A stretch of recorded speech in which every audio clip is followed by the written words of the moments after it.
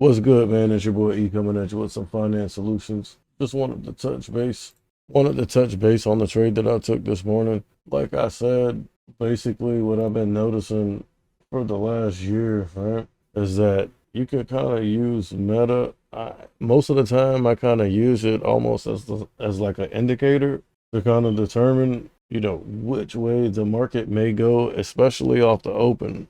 Obviously, it pertains more to like the Nasdaq and the Qs, but also, the Qs and the SPYs correlated.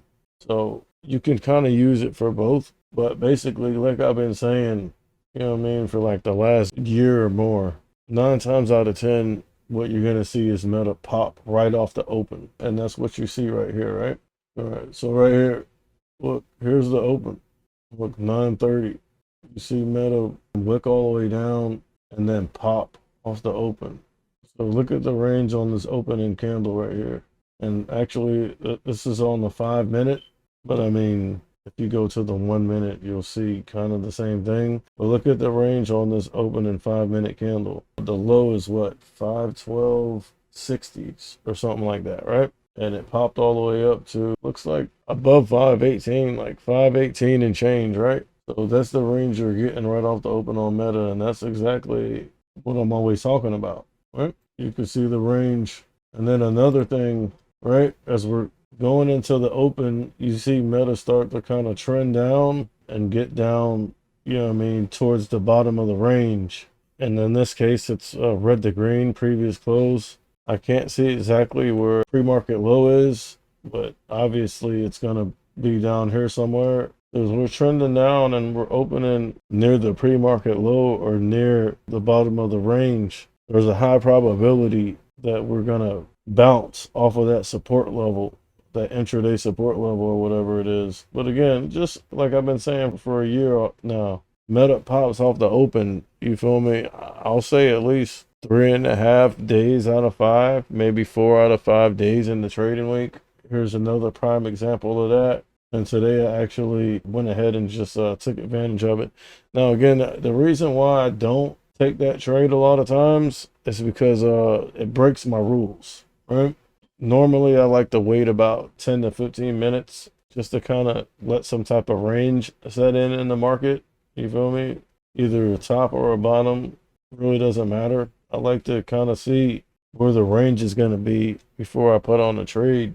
But I mean, I've been watching Meta now for over a year. There was a point where I exclusively traded Meta just because of the range that it gives you when it moves. You go back and look at the charts, you could see it. Look at the SPY and the Qs and then Meta. They're all correlated, right? So if the indices are selling off, more than likely Meta is going to be selling off. The inverse is also true. But the good thing about Meta is if it is selling off, it's going to sell off more. If we are ripping, it's going to rip more.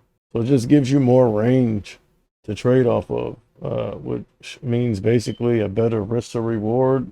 And not only that, it gives you more margin for error. You feel me? You don't have to catch the bottom tick or the top tick. You know what I mean? It makes it easier for you to catch the meat of the move. So basically, that's the trade I took. You know what I mean? Like, I really don't like trading that much on Fridays just because historically I don't really do that good on Fridays. But again, I just went out on a limb and broke my rules only after seeing Meta pop off the open a million times. You know what I'm saying? So look, here's the range.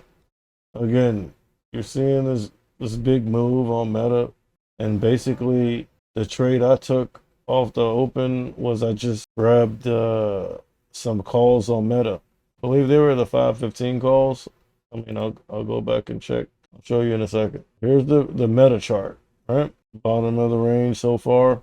And then right here, here's the actual instrument. There were the 515 calls. As you can see, look, I grabbed them here. I think it was about $3, $3.12, and I sold them here about $4.12 or something like that. Honestly, I should have actually been a little bit more greedy on this trade and let it pop a little bit more because still, I mean, 312 to about 412. I mean, that's a dollar move on the contracts. So that's $100 per contract on that move. But if I would have just been a little bit more patient here, I mean, they went all the way up to 5.30. The extra $1.30 per contract on that move is what I've left on the table. But again, I just don't like trading directly off the open. So in a situation like this, you know what I mean? I'm just gonna take profits. See profits, take profits. Again, no one's trying to get rich overnight, especially not trying to be too greedy because what'll happen is you'll turn a green trade into a red trade. So in my opinion, it's always better to just go ahead, see profits, take profits. But yeah, I got the 515 calls here for $3 and change. Sold them for $4 and change. Could have sold them for $5 and change. But again, I was a little too impatient. Those are the levels. So 312 looks like about 312 though. And then I sold them for, again, the instrument was the 515 calls. Again, just wanted to touch base on that and just show you. Go back and look at the charts historically, especially when we're in this buy the dip mentality market where everyone's just buying the dip. You know what I'm saying? And the market's obviously bullish and it's just ripping to the upside. You know what I mean? On a day like this, it'd be a perfect day to take this trade. And I mean, if you go back and look at the charts, bro, this thing pops off the open, bro. Like I'll say out of 100 trading periods, it's gonna pop off the open like that, probably 90 times out of 100. So again, you know what I'm saying? 9 times out of 10. But yeah, that's the trade I took. I just went ahead and got out the markets. I got things to do, and you know, just knowing me, historically, Fridays aren't that good, or they used to not be that good. Market conditions change, but yeah, go back and look at the charts, and you'll see that this thing's been there doing this for the last year, maybe 18 months. You feel me? Basically, whenever Meta hit that low that I also called out, you go back and look at my videos, you know, they were upgrading Meta at one point, and I was saying Meta was going to under 100, got down to 98. But ever since then, it's been recovering and trending up and just popping off the open every day. I mean, that's a quick little scalp you can take, you know what I'm saying? But you have to make sure you have a few elevating factors to support that thesis and plan. That's the trade I took. I mean, I'm happy with that. You know what I'm saying? But yeah, anyways, it's your boy E coming at you with some finance solutions. Just wanted to touch base with you guys. If you learned anything or found any value in the content, don't be afraid of the like button or even subscribe.